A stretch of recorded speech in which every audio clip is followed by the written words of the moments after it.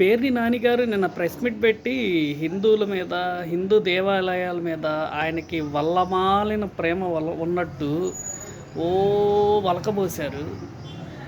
ఏమని చెప్పారంటే, అన్య మతస్థుల్ని ట్రస్టుల్లో ఉద్యోగాలు పెట్టకూడదు, అన్య మతస్థులకి, అన్య మతస్థులు దుకాణాలు పెట్టినా కూడా ఖాళీ చేపించాలని చెప్పేసి మాట్లాడారు. సంతోషమే.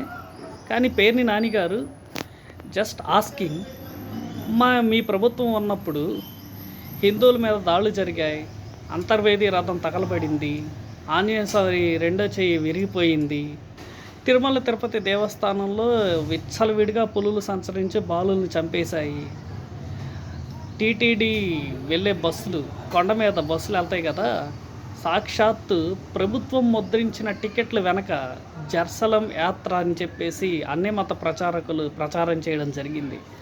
ఎక్కడో బయటోళ్ళు చేయలేదు, మన ప్రభుత్వం వాళ్ళు ఏపీఎస్ఆర్టీసీ టికెట్లు ముద్రించే టికెట్ వెనక భాగాన జెరూసలేం యాత్ర అని చెప్పేసి అన్ని మత ప్రచారం చేయడానికి స్వీకారం చుట్టింది.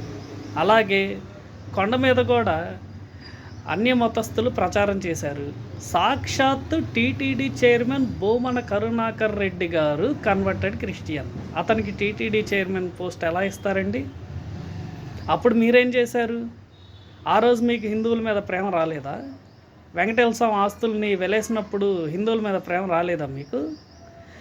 ఇవన్నీ పొలిటికల్ స్టంట్స్ ఆపండి దయచేసి.